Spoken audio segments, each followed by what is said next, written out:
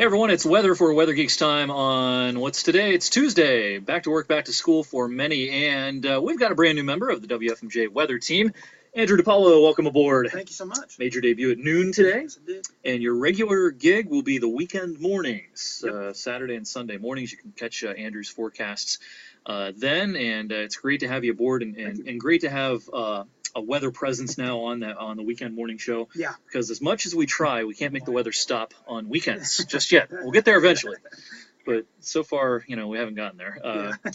Just real quickly about yourself, you're a graduate of Ohio University, right? Correct. Bobcat, Yep. and you are local. Yeah, from Boardman, born and raised. Mhm. And then I went to the great Colorado Mooney High School. Of course. After that, I went down to Athens, Ohio, like you said, for studying meteorology at Ohio University, and now I'm here. So it's great to be back. Great to come back to a station that you grew up, watching Mhm. all the local stations, and the weather this area. So that's also a really great advantage. It really is, and we're happy to have you here, and we're going to geek out a little bit to a few things this afternoon.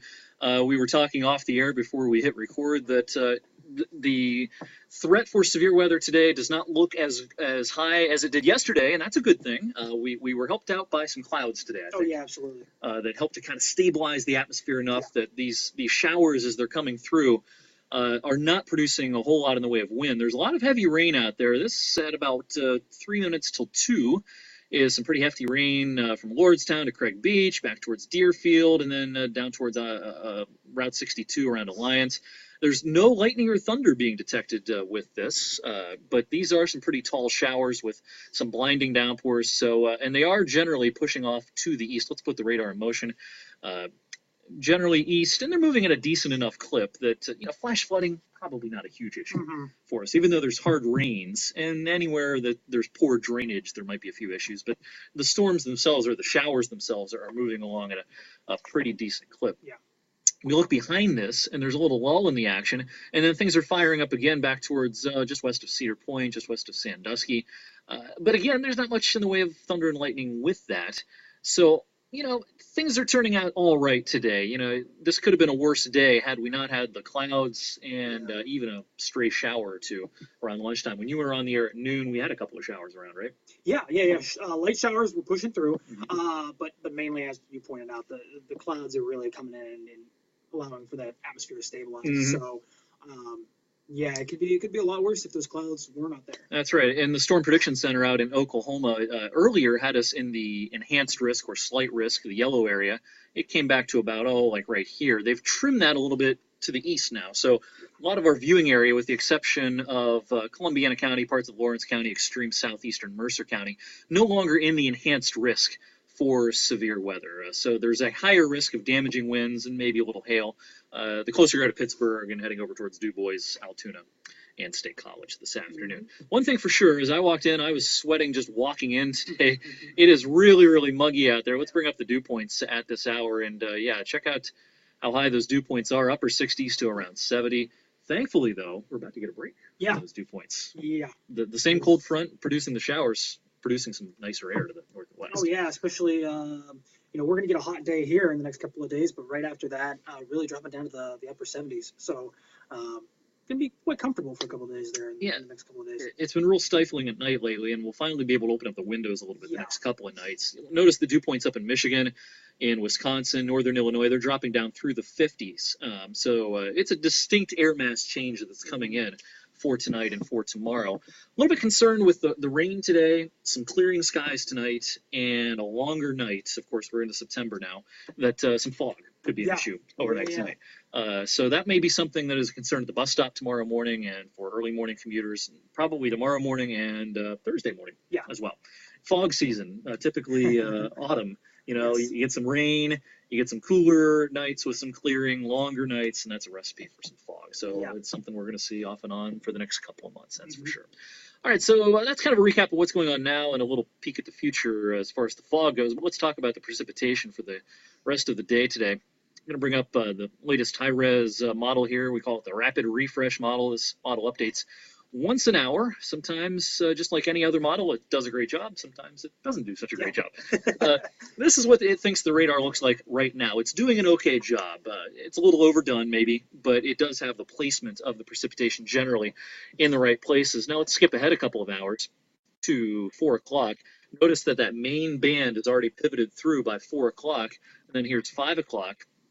Not much more than a shower out there at this point. So if you've got plans for after work, after school, your kid has soccer practice, a football practice, something like that, it's not exactly going to be really nice outside later on this afternoon, early this evening, but it will be drier. Yeah, not a washout. Yeah, it will be drier than it is now. So that is more good news.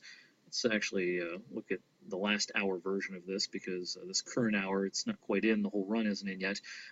As you can see, the last hour's version of this model, as we head into the evening, does have a couple of additional showers out to the west, and a couple of those might try to pivot in, maybe around 9, 10 o'clock this evening, but that's no big deal. That's no big deal at all. And then overnight, we're just dry. We're just going to have to watch out for the fog. As far as the end of the week, Wednesday looks like a nice day after we lose the fog. High pressure will be centered just off to our east, and so beautiful afternoon. What do we have for high Wednesday? Something like 80 or so? Is that generally what our forecast is for Wednesday? It's 80-ish. Yeah. So a nice seasonable day with lower humidity coming up for tomorrow, for Wednesday. And then here's Thursday, that high slipping off to the east, and that means our wind's going to come back around to the southwest, and that means the warm-up is coming. Middle 80s, looks like, on Thursday. Yeah. Now, the humidity Thursday may not be real bad just yet. It'll be coming up, but it won't be really, really soupy like it is now. I think that's going to change, though, by Friday. Here's Friday afternoon. Set up here, we have a cold front approaching from the north and west. Warm front probably somewhere in here. And this is a warm, humid day. In fact, we have 88, I believe, in our forecast for Friday. That was the day I was talking about, where summer, trying to get back in there once again. Friday could be a real similar day to what we just had on Saturday when I was out at the fair sweating. It got to 87 that day. We could match that or exceed that on Friday with plenty of humidity. As far as rain Friday, of course, it's high school football season. We all want to know, is it going to rain on us? And this could be a little bit dicey Friday evening. This is 8 p.m., and there could be a line of showers and storms approaching at that point. So we've got plenty of time to fine-tune that forecast. But the chances there anyway that some high school games might be dealing with some wet weather, and worst case scenario, some lightning, which might mean some delays. Yeah, absolutely. Yeah. So we'll keep an eye on that for Friday evening. Yesterday when I worked, Saturday was a tough forecast. Some models were hanging up the rain for a lot of the day. Okay. Now, it looks like the GFS, which was one of those models yesterday, was making it rain most of the day. Now it looks like it's kind of joining the chorus of the other models, saying, it's probably going to rain in the morning, but there's going to be a dry push in the afternoon from the north on Saturday. And so I think the deeper into Saturday we get, the better the day is going to turn out to be. Yeah. And we'll see what the latest European and Canadian models have this afternoon. But the trend is our friend on Saturday. It doesn't look like a great morning. If you've got it doesn't. If you've got golf plans on Saturday morning, not so great. Yeah. Saturday afternoon. Once that afternoon hits, should be all go. Yeah, I think so. And then as we go towards Sunday, opening day of the NFL season, well, there's games Thursday night, but the main show is on Sunday. Cleveland and Pittsburgh should be in pretty good shape for the Browns and Steelers. Sunday afternoon, all the rain's off to the south. And then early next week, high pressure pays us a visit. Looks pretty nice outside. As far as, again, just a quick look at Friday. Here's the latest GFS high temperature forecast for Friday. The number's a little hard to read here, but we're looking at 88, 89, 90 forecasted by the GFS on Friday. So whether it rains or not for high school football Friday evening, it's going to be warm and humid either way. Yep. So be ready for that. I don't know which one people would rather have. They'd probably rather stay dry, would be my guess, but hot chocolate sales will not be brisk at the football games on Friday. All right, real quick look at the 16-day temperature trend here on the GFS Ensemble model. The black line in the middle here, that's average. That's typical for the season. We're going to spike well above average at the end of this week, and then the weekend hits, and that cool down comes on Saturday.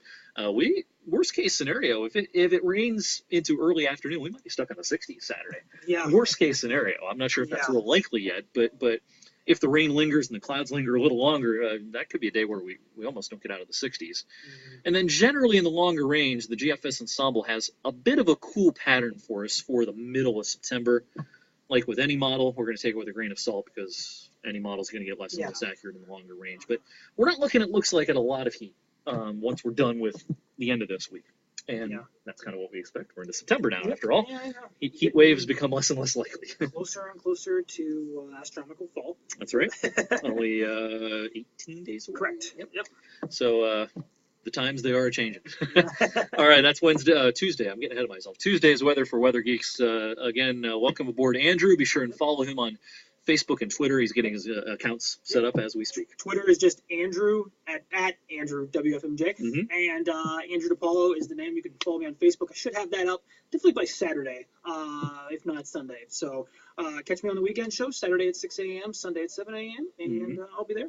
All right, sounds good. And thank you again for watching. You can catch my forecast tonight on 21 News at 6 and 11. I'll see you then.